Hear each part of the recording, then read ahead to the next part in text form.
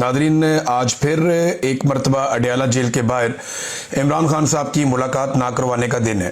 हालांकि गुज़िश्ता हफ्ते जब इमरान खान साहब की बहनें और पाकिस्तान तहरीक इंसाफ की क़यादत और कारकुन वहां मौजूद थे, तो ये कहा गया इंतज़ामिया की जानिब से कि अगले हफ्ते इमरान खान साहब से ज़रूर आपकी मुलाकात करवा दी जाएगी। और ये यकीन दहानी होने के बाद रात गए उन्होंने अपना धरना खत्म कर दिया। आज फिर इमरान खान साहब की बहनें और पाकिस्तान तहरीक इंसाफ के लोग ये कोशिश करेंगे कि इमरान खान साहब की बहनों की इमरान खान साहब से मुलाकात हो जाए। मसला ये है कि इमरान खान हार मानने को तैयार नहीं है और वो जालिम को जालिम कहने से बाज नहीं आ रहे। यानी वो ये साफ कहते हैं कि आसिम मुनीर साहब ने ये किया, आसिम मुनीर साहब ने वो किया, ये अपने इक्तदार और ताकत के लिए ये सारा कुछ कर रहे हैं।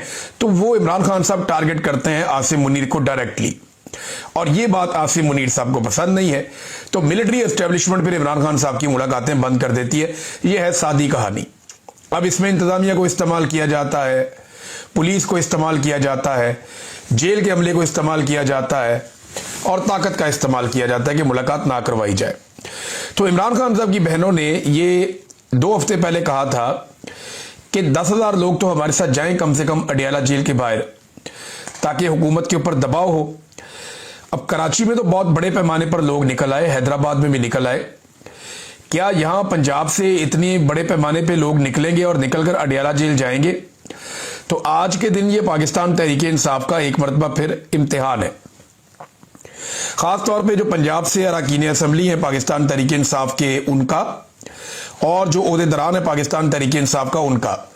लोग तो आ जाते हैं लेकिन अरकान असम्बली का आना जरूरी है। खैबर पख्तूनख्वा से भी अरकान असम्बली को आना चाहिए। इमरान खान साहब की बहनों का देखे पॉलिटिक्स में तो इंटरेस्ट है ही नहीं, उनका वो काम ही नहीं है। जब इमरान खान वजीर आजम था, जब इमरान खान के पास इतना बड़ा ओहदा था, तब उन्होंने कोई पॉलिटिक्स नहीं की, कोई मुदाखलत नहीं की, कोई फायदे शायदे उन्होंने नहीं उठाए। ये सारा पाकिस्तान जानता है, वरना आज वो भी जेलों में होते। यानी वो तो जेलों में डालने का तो बहाना ही चाहिए ना। अगर इतनी सी चीज भी मिल जाती तो जेलों में डाल देते। तो उन्होंने कोई ना सियासत पहले की है तो ना आइंदा कर दी। उनका मामला अपने भाई तक है। इमरान खान साहब कोई कॉल दे देते हैं तो वो एहतजाज करने आ जाती हैं, या इमरान खान साहब से मुलाकात के लिए वो अडयाला जेल जरूर पहुंचती है। इमरान खान साहब की एक बहन है नौरीन खानम साहिबा, उन्होंने इस हवाले से एक स्टेटमेंट भी जारी किया है और अपने जाती ट्विटर हैंडल से उन्होंने जारी किया है। ये हसन न्याजी की वालदा भी है। उन्होंने कहा, गुज़िश्ता 3 माह से इमरान खान को मुकम्मल कैद तन्हाई में रखा गया है। तन्हाई में कैद रखना ना सिर्फ पाकिस्तान के आइन और कवानीन के तहत गैर कानूनी है, बल्कि ये बुनियादी इंसानी हुकूक की भी खुली और संगीन खिलाफ वर्जी है। बैनुल-अक़वामी कानून के मुताबिक तन्हाई में कैद को वाज़े तौर पर तशद्दुद की एक शक्ल करार दिया गया है। इसके बावजूद इमरान खान को उनके इंतहाई बुनियादी और कानूनी हुकूक से भी महरूम रखा जा रहा है। कानून के तहत हर मंगल को 6 अहले खाना और 6 वकला को इमरान खान से मुलाकात का हक हासिल है। ये उनका आईनी और कानूनी हक है। अदालत ने ऑर्डर भी दिया हुआ है। कल बरोज मंगल यानी आज के दिन में दोपहर 1 बजे आपसे अपील है कि अडयाला जेल के बाहर खत्म कुरान में हमारे साथ शामिल हो, जिसके बाद नमाज असर के बाद इज्तिमाई दुआ की जाएगी। ये दुआ इमरान खान, बुशरा बीबी और उन तमाम अफराद की रिहाई के लिए है जो अब भी गैर कानूनी और जालिमाना कैद का सामना कर रहे हैं। पाकिस्तान भर और दुनिया भर के तमाम बाशऊर अफराद से पाकिस्तानी वक्त के मुताबिक 3:30 पर इज्तिमाई दुआ में शरीक होकर जुल्म के खिलाफ और इंसाफ के हक में अपनी आवाज बुलंद करने की उन्होंने इस्तदा की है। तो जनाब, ये इमरान खान साहब की बहन का स्टेटमेंट है। देखते हैं आज पाकिस्तान तहरीक इंसाफ के लोग या इमरान खान साहब के फॉलोअर्स कितनी बड़ी तादाद में अडयाला जेल के बाहर पहुंचते हैं। पंजाब में फसाइयत बहुत ज्यादा है, जुल्म बहुत ज्यादा है, लोगों को बहुत ही मारा है इन्होंने। अडयाला के बाहर से अब तक सैकड़ों गिरफ्तारियां हो चुकी हैं। सिर्फ रावलपिंडी डिवीजन में हजारों गिरफ्तारियां हो चुकी हैं। तो लोगों के लिए बड़ा मुश्किल होता है, लेकिन इसके बावजूद लोग निकल कर आ जाते हैं। तो आज हम देखेंगे और फिर शाम को आपको बताएंगे कि क्या सूरत हाल वहां पे बनी है। दूसरा नाजरीन, सारे के सारे तज्जियाकार और हुकूमती अरकान ये रल मिल के सारे सुहेल अफरीदी को पै गए। इससे एक बात तो साबित हुई, तो कराची में सुहेल अफरीदी ने जो भी किया अपने साथियों के साथ मिलकर, या कराची ने जिस किस्म का रिस्पॉन्ड किया है, उसने हुकूमत की और हुकूमत को चलाने वालों की और उनके हैंडलर्स की नींदें हराम की है। तो मैंने आपको जैसे कि कल बताया था कि इन्होंने एक मीटिंग की फौरी तौर पे, और मीटिंग में तय किया कि सोहेल अफरीदी को दीवार से लगाया जाए, कराची की उनकी कामयाबी को बिल्कुल कामयाबी ना बनने दिया जाए और नए इशू की तरफ मामला मोड़ा जाए। तो सोहेल अफरीदी के चंद स्टेटमेंट्स को लेकर उसको सियाको सबाक से हटाकर उसके असल मानी कहीं और रह गए और इन्होंने तज्जियाकारों के जरिए से, मीडिया के जरिए से, और ये काम मिलिट्री एस्टेब्लिशमेंट ने करवाया और चंद दानिश्वरों के जरिए से इन्होंने इसको एक अलग शक्ल दे दी। वज़रा आ गए, उन्होंने आके उसके ऊपर प्रेस कॉन्फ्रेंसें शुरू कर दी और रोला डाल दिया, जनाब ये तो पाकिस्तान के दुश्मन है, ये तो दहशतगर्द हैं, ये वो है। देखिए, ये पाकिस्तान तहरीके इंसाफ को टीटीपी के साथ जोड़ते हैं कि पीटीआई और टीटीपी ये कहते हैं जनाब कि ये कोई एक ही चीज है। इमरान खान साहब के दौर में अगर ये एक ही चीज होती तो क्या इमरान खान साहब के दौर में तहरीके तालिबान पाकिस्तान कलअदम रहती या ना रहती? इमरान खान के दौर में तहरीके तालिबान पाकिस्तान कलअदम ही थी, उसके ऊपर पाबंदी जारी रही। इमरान खान ने कभी भी इनके साथ कोई मामला नहीं किया कि इनको लेकर आओ वापस, और इमरान खान ये नहीं कहता कि दहशतगर्दों से मुज़ाकरात करने हैं। इमरान खान ये कहता है जो लोग दहशतगर्दी से मुतासिर हैं उनके साथ मुज़ाकरात करने हैं, जो लोग दहशतगर्दी से तंग हैं उनके साथ मुज़ाकरात करने हैं। दहशतगर्दों से कौन मुज़ाकरात करता है? जिसने हथियार उठाया हुआ है, जो पागलपन का शिकार है, जो बम धमाके करता फिर रहा है, जो इंसानों को कत्ल कर रहा है, उससे कौन बेवकूफ मुज़ाकरात करेगा? भी मुज़ाकरात तो होते हैं उनके साथ जो दहशतगर्दी से मुतासिर हो रहे हैं, जो स्टेक होल्डर्स हैं, उनके साथ मुज़ाकरात होते हैं और ये मुज़ाकरात होने चाहिए। इसमें तमाम मकातब फिक्र के लोगों को और तमाम स्टेक होल्डर्स को एक साथ बिठाना चाहिए, जैसा कि सोहेल अफरीदी ने बिठाया था।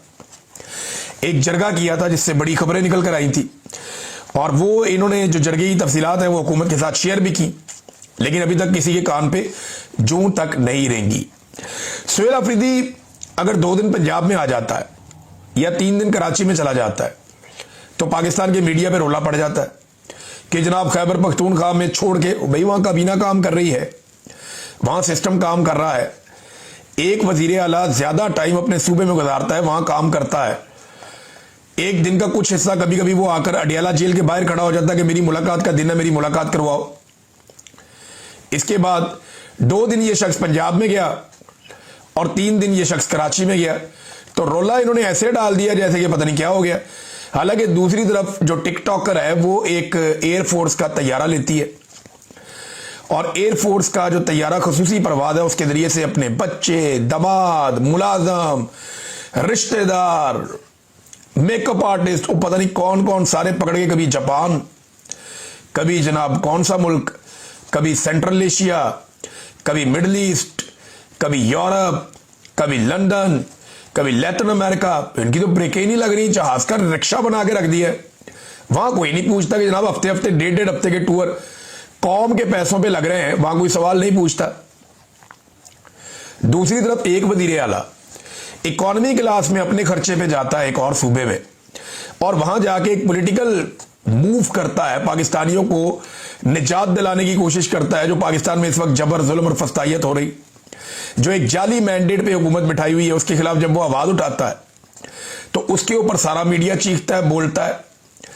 लेकिन दूसरी तरफ जब राजकुमारी जाती है पूरा पूरा टब्बर लेके, मुलाजमों को लेके, खादमाओं को लेकर, और वो दुनिया के कई मुल्कों में जा चुकी है अब तक, और कई कई दिन के टूर्स, हफ्ते हफ्ते 1.5 हफ्ते के टूर्स करके आती है, तब कोई सवाल ही नहीं पूछता, तब कोई बात ही नहीं करता। वो अपने साथ चीफ सेक्रेटरी को भी ले जाती है सामान उठाने के लिए। वो चीफ सेक्रेटरी बेचारा पीछे पीछे मुलाजमों की तरह फिर रहा होता है, वहां कोई सवाल नहीं उठाता। यहां जनाब सारे सवाल उठा रहे हैं। हालांकि वो चीफ सेक्रेटरी को भी छोड़ के गया, आईजी को भी छोड़ के गया, सारे ब्यूरोक्रेट को छोड़ के गया कि जनाब आप अपना काम करते रहें। ये एक बड़ी अजीबोगरीब और एक मुनाफिकत है पाकिस्तान की मीडिया की, जो पाकिस्तान तहरीके इंसाफ के मामले में पाकिस्तान का मीडिया दिखा रहा है। अब कोर कमांडर को जो खत लिखा है खैबर पख्तूनख्वा असेंबली की जानिब से कि आए और आकर ब्रीफिंग दें सिक्योरिटी के मामला पे, इस पे 2 अलग अलग राय पैदा हो गई। एक राय तो यह है कि तरीक़ाकार गलत इस्तेमाल किया गया, ये डायरेक्ट राब्ता नहीं हो सकता जनाब, आपको वजारत दिफा से राब्ता करना चाहिए था, यानी वफाकी हुकूमत से राब्ता करते हैं, वजारत दिफा के जरिए से ये ब्रीफिंग का बंदोबस्त किया जाता, तो आपने ठीक चैनल इस्तेमाल नहीं किया। कुछ लोग ये शिकवा कर रहे हैं। दूसरी तरफ शेर अली अरबाब ये कहते हैं कि जनाब ये आइन के मुताबिक है, स्पीकर जो है वो कस्टोडियन है तमाम इदारों का, और जो इदारे ऑपरेट कर रहे हैं खैबर पख्तूनख्वा के अंदर वो उनसे रब्ता कर सकता है और उनको बुला सकता है। एक राय ये भी है। लेकिन देखिए पाकिस्तान में कौन सा काम तरीके के साथ हो रहा है। अगर कोर कमांडर ने मिलना है वजीर आला से तो क्या वो वजीर आजम का फोन करवा के या वफाक के थ्रू वजारत दिफा का लेटर भिजवा के रिक्वेस्ट करके ऐसे करके आके मिलता है? नहीं, वो डायरेक्ट फोन करते हैं, जनाब मिलना चाहते हैं वजीर आला से, तो वजीर आला का ऑफिस कहता है आओ जी मिल लो। तो यही हो रहा है ना पाकिस्तान में, तो कोई भी चीज कानून और आइन के मुताबिक नहीं हो रही। और इतनी इमरजेंसी सूरत हाल है, खैबर पख्तूनख्वा में आग लगी हुई है, एक दहशतगर्दी चल रही है, एक कोर कमांडर को कहा है कि आओ और आकर ब्रीफिंग दो, बताओ यहां चल क्या रहा है। तो ये तो कोई गलत मुतालबा नहीं है अवामी मुंतखब नुमाइंदों की जानिब से, और इसके ऊपर आकर ब्रीफिंग जरूर दी जानी चाहिए। इसमें कोई गुंजाइश नहीं है कि ना दी जाए। नाज़रीन, एक और पाकिस्तान में कट्टा खोला हुआ है सबने मिलकर, और सहाफियों के जरिए ये कट्टा खोला गया। कुछ सहाफी इस कट्टे को खोलते हैं, कुछ इसको बांध देते हैं। कुछ कहते हैं जी एक नया वंडर बॉय लाया जाएगा, कुछ कहते हैं जी कोई नया वंडर बॉय नहीं आएगा, कुछ कहते हैं जी शहबाज शरीफ को चंद महीने का टाइम मिल गया, शहबाज शरीफ की छुट्टी होने वाली है, लिहाजा नया वजीर आजम लाया जाएगा, उसके बाद या कोई कौमी हुकूमत बना दी जाएगी। ये सब आपको बेचने के लिए सौदा है, ये तवज्जो भटकाने की कोशिश है। ये सारे ना एक दूसरे की इंश्योरेंस पॉलिसी है। आसिम मुनीर को शहबाज शरीफ जैसा वजीर आजम मिल ही नहीं सकता। ऐसा शानदार खुशामदी वजीर आजम जिसने अक़वाम मुत्तहिदा में खड़े होकर भी नाम लिया, वो नहीं मिल सकता शहबाज शरीफ को, सवाल ही पैदा नहीं होता। आसिम मुनीर को ऐसा वजीर आजम नहीं मिलेगा, जो मर्जी चिराग लेके ढूंढे इतना खिदमत गुजार आदमी नहीं मिलेगा। तो इसको क्यों छोड़ेगा वो।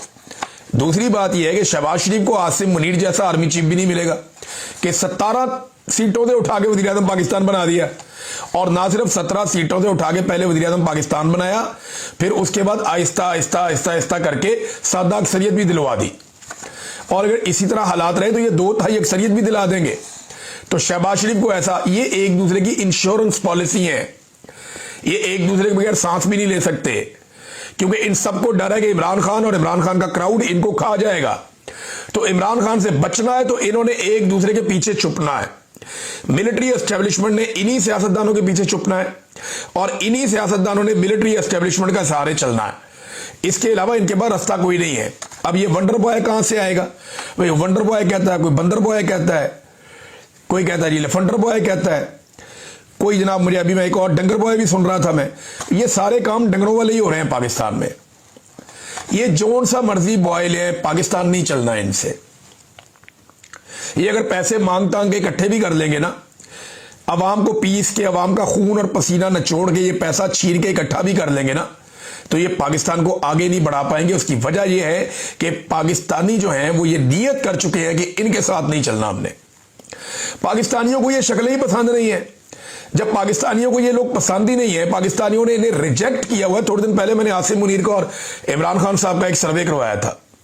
मैं ये कहता हूं जो सबसे तगड़ा अकाउंट है ना एस्टेब्लिशमेंट का, वो भी सर्वे करवा कर देख ले, इमरान खान का मुकाबला आसिम मुनीर, तो आपको लग पता जाएगा कि 5% लोग भी नहीं खड़े होंगे। 28,000 में से हमें सिर्फ 2 बंदे मिले थे मेरे अकाउंट पे। 28,000 वोटों में से सिर्फ 2 बंदे मिले थे जिन्होंने पसंद किया था आसिम मुनीर को, बाकी बंदे इमरान खान को पसंद कर रहे थे। तो ये सर्वे आप खुद करवा के देख लें, इदारा करवा कर देख ले। तो लोगों ने जिन लोगों को रिजेक्ट कर दिया ना, जिस हुकूमत को रिजेक्ट कर दिया, जिन शक्लों को रिजेक्ट कर दिया, उनके साथ लोग अब नहीं चलने के। लोग पाकिस्तान से पैसा भी निकाल कर लेकर जा रहे हैं, लोग खुद भी पाकिस्तान छोड़ छोड़ कर जा रहे हैं। नाज़रीन देखिए वक्त कैसा बदलता है। मौलाना फजलुर रहमान साहब डिजिटल मीडिया की कॉन्फ्रेंस में उन्होंने शिरकत की और उससे उन्होंने खिताब भी किया। एक वक्त हमारे उलमा इकराम ये समझते थे कि तस्वीर बनाना हराम है, वीडियो बनाना हराम है। आज डिजिटल मीडिया की कॉन्फ्रेंस में उलमा इकराम की जो एक बड़ी पॉलिटिकल पार्टी है, उनके लीडर शिरकत कर रहे हैं। फजलुर रहमान साहब, कैसे वक्त बदलता है। तो उन्होंने कहा 27वीं तरमीम ने यह बता दिया है कि अब जंग नजरियात की नहीं है बल्कि अथॉरिटी की है। एस्टेब्लिशमेंट अपनी गिरफ्त मजबूत कर रही है। अब फैसले पिंडी में होंगे और कानून साजी इस्लामाबाद में होगी। कुर्सी पर बैठे हुक्मरान डमी भी हैं और सिर्फ गालियां खाने के लिए बैठाए गए कि गालियां इनको पड़ जाएं, असल जिम्मेदार कोई और है। तो मौलाना फजलुर रहमान साहब ने कॉन्फ्रेंस से खिताब किया, एक और बात की कि क्या दुनिया में कहीं होता है कि किसी को जिंदगी भर के लिए कानून से मुस्तस्ना करार दे दिया जाए। रसूलुल्लाह सल्लल्लाहु अलैहि वसल्लम ने अपने आप को मुस्तस्ना करार नहीं दिया। हजरत उमर फारूक रज़ियल्लाहु ताला अन्हु ने अपने आप को मुस्तस्ना करार नहीं दिया। आज किसी शख्स की पाकिस्तान से वफादारी की कोई कीमत नहीं जब तक कि वो उनका वफादार ना हो जाए। उनका मतलब एस्टेब्लिशमेंट का, उनका मतलब उन्हीं लोगों का जो चाहते हैं कि पूरा पाकिस्तान उनकी वफादारी करे, पाकिस्तान का वफादार हो या ना हो। पीपल्स पार्टी ने एक रोला डाल दिया नाज़रीन, अजीबोगरीब किस्म का। वो ये कहते हैं जी बड़ा स्याह दिन है, बड़ा प्रॉब्लम हो गया, आसिफ अली जरदारी के दस्तखत के बगैर कोई ऑर्डिनेंस। देखें, ऑर्डिनेंस का एक तरीका होता है, ऑर्डिनेंस जब भी आता है ना तो वो सदर के दस्तखत के बाद वो मंजूर हो जाता है। तो इन्होंने हुकूमत ने एक जारी कर दिया, सदर के दस्तखत के बगैर ही उन्होंने ऑर्डिनेंस मंजूर कर दिया कि जनाब ये आ गया और नाफजुल अमल हो गया। तो पीपल्स पार्टी ऐसे हसास बन गई जैसे कि वो सचमुच इक्तदार में है। और भाई जिनकी हुकूमत है, जिनके पास ताकत है, वो जाने उनका ऑर्डिनेंस जा रहे हैं। आप ना 3 में ना 13 में, क्या पिद्दी और क्या पिद्दी का शोरबा। जाली फार्म 47 पे आप सबको एमएनए बनाया हुआ है। जाली फार्म 47 के ऊपर आपकी हुकूमतें खड़ी हुई हैं। मैंडेट आपके पास है नहीं है। ये तो मिलिट्री एस्टेब्लिशमेंट के आपको पाउंड होकर पीने चाहिए, उनके जूते चाट के साफ करने चाहिए, जिन्होंने आपको बदतरीन शिकस्त के बावजूद इक्तदार में लाके बैठा दिया है।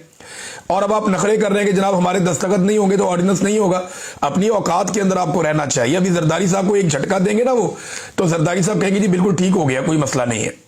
लेकिन बहरहाल छोटा मोटा पीपल्स पार्टी ने किया है, हुकूमत ने भी हल्का फुल्का किया। ये तवज्जो भटकाने की कोशिशें होती है कि जनाब हम तो आपस में लड़ रहे हैं, जनाब वजीर आजम खतरे में है, ताकि कोई तहरीकी खड़ी ना हो। यानी जब भी हुकूमत लोगों को खतरे में लग रही होती है ना तो लोग कहते हैं ठीक है आप ही खुद ही गिरने लगी है। ये लोगों को ये लगता है और ये जानबूझ के इस तरह की हरकतें करते हैं ताकि अवाम को इधर उधर आरे लगाया जाए। नाज़रीन, साद रिजवी की पार्टी ने पहली मर्तबा रिजवी बरादरान की जबरी गुमशुदगी के ऊपर दावा कर दिया है। देखिए, मैं पहले दिन से आपको एक बात कह रहा था और मेरे पास ये खबर थी उस दिन। वहां जो मकामी लोग हैं, मैं अभी भी उनको डिस्क्लोज नहीं कर सकता, वो लोग बहुत खतरे में हैं। मुझे पहले दिन ये इंफॉर्मेशन मिल गई थी कि रिजवी बरादरान को एजेंसियां उठाकर ले गई हैं और मैं पहले दिन से आपको यह खबर दे रहा हूं कि वो इदारों की जबरी तौर पे हिरासत में है, उन्हें गुमशुदा किया गया है। बल्कि कुछ सोर्सेज ने मुझे यह भी बताया कि उन्हें कहां रखा गया है। अब वो मुझे कंफर्म नहीं है। देखिए, वो जो सोर्स है उसने ये बात की है, लेकिन मुझे कंफर्म नहीं। लेकिन ये मुझे कंफर्म है कि पहले दिन इनको एजेंसियां उठाकर ले गई थी और 13 अक्टूबर का ये वाकया है। तो 12 जनवरी को जाके, यानी 3 महीने के बाद, तहरीक लब्बैक का जो शोबा इतलात है उसने पहली मर्तबा ये बात कंफर्म की कि जो रिजवी बरादरान है वो जबरी तौर पर गैर आईनी और गैर कानूनी एजेंसियों की हिरासत में है। तो आप अंदाजा करें, ये पाकिस्तान में रूल ऑफ लॉ है, ये पाकिस्तान में आइन और कानून की हुक्मरानी है कि दो भाई हैं, दोनों को उठा लिया, मौलवियों को, और उठा के, चाहे वो बहुत बड़े मुजरिम हो, चाहे वो बहुत ही गलत लोग हों, मेरे उनसे 100 इख्तलाफात हो सकते हैं और मेरी तो उन्होंने जान भी खतरे में डाली 1-2 दफा। मेरे साथ तो बहुत बदतमीजी की है इन्होंने, तहरीक लब्बैक वालों ने, हमसे तो दू बदू आमने सामने आके लड़े हैं। लेकिन इसके बावजूद मैं कहता हूं कि ये क्या बकवास है कि आप उठाए और उठा के किसी को जबरी तौर पे लापता कर दें। भाई छोड़ो उनको, उन्हें उनके घर आने दें। अगर आपने पकड़ना है तो कानून के मुताबिक पकड़े, उनके ऊपर मुकदमा दर्ज करें। ये बड़ी सख्त ज्यादती उनके साथ की जा रही है। नाज़रीन, एक और दावा पाकिस्तान में सामने आ रहा है और बड़ा इंटरेस्टिंग दावा है कि पाकिस्तान जो है वो तैयारे, जेट तैयारे बना रहा है जो दुनिया को बेच के पाकिस्तान बहुत ज्यादा पैसा कमाने लगा है और इससे पाकिस्तान बहुत अमीर हो जाएगा। अलीम खान ने एक अजीबोगरीब किस्म का जलसा किया। अजीबोगरीब इसलिए कह रहा हूं कि बंदा उनकी बात ही नहीं सुन रहा था। सारे बंदे रोटी का वेट कर रहे थे, लोग आपस में बातें कर रहे हैं, वो सामने लीडर बातें लोगों से कर रहा है। ये नवाज शरीफ के साथ भी होता है, जब बयानिया नहीं होता ना लीडर के बाद, तो वो बेचारे पैसे वैसे दे के बंदे इकट्ठे करके खाना पूरी करते रहते हैं। तो अलीम खान ने भी ये बात की, कुछ और लोगों ने भी ये बात की ना, हमारे तैयारे बहुत बिकने वाले हैं, उन तैयारों से हमें बहुत ज्यादा डॉलर्स मिलने वाले हैं। तो कहानी है क्या, मैं आपको बताता हूं। एक तो अगर कोई ये समझता है कि ये अरब ममालिक हमसे तैयारे लेंगे और खुद इस्तेमाल करेंगे, तो मुझे नहीं लगता, क्योंकि वो अमेरिकन तैयारे लेते हैं और वो इस्तेमाल करते हैं।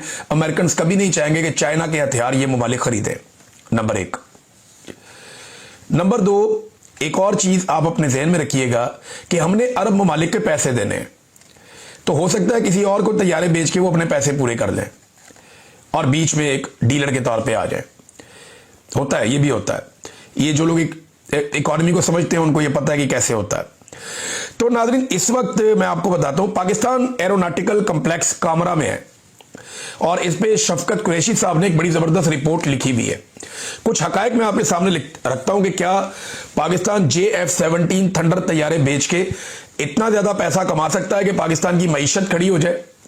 मईशत कभी भी एक हथियार बेचने पे खड़ी हो नहीं सकती या खाली हथियार बेचने पे खड़ी हो नहीं सकती। मईशत खड़ी होती है अलग अलग चीजों के साथ। आप हर चीज में डाउन जा रहे हैं, सिर्फ दिफा में आप अगर ऊपर जा रहे हैं तो आपकी मईशत खड़ी नहीं हो सकती। मैं बताता हूं कैसे।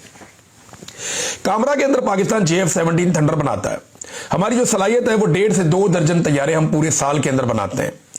पाकिस्तान के पास इस वक्त जो तैयारे हैं अपने पास वो 150 हैं अपने इस्तेमाल के लिए। हमें अपनी जरूरत के लिए मजीद कोई 50 तैयारे चाहिए जो हमने बनाने हैं। यानी 2 साल मजीद अगर हम तैयारे बनाते रहे तो हम बमुश्किल अपनी जरूरत पूरी करेंगे। ये मैं आपको बता रहा हूं। अच्छा, हम जो तैयारे बनाते हैं ना, इनका ज्यादातर जो स्पेयर पार्ट वो रशिया से और चाइना से आता है। यानी जो तैयारे हम बना रहे हैं इनका जो स्पेयर पार्ट है वो चाइना से आता है और रशिया से आता है। इसके जो एवियोनिक्स हैं वो भी वहीं से आते हैं, इनके जो इंजन हैं वो भी वहीं से आते हैं और बहुत सारे पुर्जे जो हैं वो भी वहीं से आते हैं। अब सवाल ये पैदा होता है कि क्या जो ममालिक पाकिस्तान से तैयारे खरीदना चाहते हैं वो चंद साल इंतजार करेंगे कि सालों के बाद उनको डिलीवरी हो? नंबर 1। नंबर 2, क्या इतने ऑर्डर पूरे करने के लिए रूस और चीन इतनी बड़ी तादाद में इंजन और एवियोनिक्स बर वक्त डिलीवर करने की सलाहियत रखते हैं? क्या पाकिस्तान के पास तैयारों के ऑर्डर पूरा करने के लिए कम से कम पाकिस्तान को जो पैसा चाहिए ना तैयारों के ऑर्डर पूरे करने के लिए, वो $5 अरब का इंपोर्ट बिल अदा करने के लिए हमारे पास पैसे होने चाहिए? क्या हमारे पास इतने पैसे हैं? चलिए, अगर बहुत ही जबरदस्त आपका मामला चले ना और ये सारी चीजें आपके पास हों कि जनाब रशिया और चाइना आपको धड़ाधड़ इंजन और एवियोनिक्स और दीगर पुर्जे सारे के सारे वो आपको दे रहे हैं, ममालिक भी कह रहे हैं जी हम इंतजार कर लेंगे, एडवांस में आपको पैसे भी मिल रहे हैं, और आपने ये जो इंपोर्ट बिल का जो खर्चा है, जो $5 अरब का इंपोर्ट बिल बनेगा, वो खर्चा भी आपका जो है वो आपने अरेंज कर लिया, ये सारा कुछ हो गया। तो फिर भी पाकिस्तान को जो बचत होगी ना ये तैयारे बेच के, वो 1 साल में आप $1 अरब तक की बचत कर सकते हैं। तो क्या $1 अरब पाकिस्तान की मईशत को उठा देगा? सवाल ही पैदा नहीं होता। ओवरसीज पाकिस्तानी को 30 से 40 अरब डॉलर भेजते हैं हर साल। तो ये तैयारे बेचकर हम अगर $1 अरब का मुनाफा कमा लें, बहुत, तो $1.5 अरब कमा लें मुनाफा, तो क्या ये पाकिस्तान को खड़ा कर देगा? नहीं, ये पाकिस्तान एयरफोर्स को बहुत फायदा देगा। पाकिस्तान एयरफोर्स के पास बहुत पैसा आ सकता है, वो अपने बहुत सारे तैयारे फ्री में तैयार कर सकते हैं, वो अपना खर्चा खुद उठा सकते हैं। ये उनको तो बेनिफिट देगा, लेकिन पाकिस्तान की मईशत को खड़ा कर देगा, ये बेवकूफ़ी और जहालत वाली बात है। ये जो लोग कह रहे हैं ना, उन्हें आइडिया ही नहीं है कि मईशत कितनी बड़ी चीज़ है और ये बहुत पीनट है उसके सामने। नाज़रीन, ईरान की सूरत हाल जो है वो बड़ी कशीदा है और अमेरिका धमकियां भी लगा रहा है, साथ साथ ये खबरें भी चलवा रहा है कि अमेरिकन फोर्सेस ने मना किया है ट्रंप को कि अटैक नहीं करना। देखिए, अमेरिका खबरें कुछ और चलवाता है और करता कुछ और है। हमेशा इसी तरह खब्बी दिखा के सज्जी मारते हैं। लेकिन ईरान ने बहुत एक्सपोज किया गुज़िश्ता 24-48 घंटों में। ईरान ने ना सिर्फ बहुत सारे बंदे पकड़ लिए जो वहां पे दंगा फसाद कर रहे थे, 350 मसाजिद को वहां पे आग लगाई गई है। बहुत सारे ऐसे लोग पकड़े गए हैं जो गोली चला रहे थे और वो वीडियोस दिखाई गई हैं आलमी मीडिया को भी और वहां मौजूद लोगों को भी, और गैर मुल्की मुबस्सरीन को भी दिखाई गई हैं। और ईरान ये क्लेम कर रहा है कि ये जानबूझकर ईरान में हालात खराब किए जा रहे थे। और अब जो ईरान का रजीम है उसके खिलाफ निकलने वाले लोगों की तादाद तो आपने देख ली। जो ईरान के रजीम के हक में लोग निकले हैं वो बहुत ही बड़ी तादाद में निकला है। हर तरफ सड़कों पे, पुलों पे, चौकों में, चौराहों में, वो जहां तक हेलीकॉप्टर के मनाजिर जा रहे थे लोग ही लोग खड़े थे। तो ईरान का जो मौजूदा रजीम है उसकी हमायत भी शो हो गई कि वो कितने बड़े पैमाने पे और कितने बड़े पैमाने पर लोग अब भी ईरान के मौजूदा रजीम के साथ खड़े। तो क्या अटैक होगा? ईरान ने भी वापस जवाब दिया, उन्होंने कहा जी अगर हम पे अटैक होगा तो हम सारे अड्डों पे अटैक करेंगे जो जो अमेरिका के इस रीजन में अड्डे मौजूद हैं। तो ये सूरत हाल अभी डेवलप हो रही है और इसका नतीजा क्या निकलता है इस पर हम नजर रखेंगे, आपके साथ बात करते रहेंगे। अब तक इतनी, अपना ख्याल रखिएगा, अपने चैनल का भी। अल्लाह हाफिज।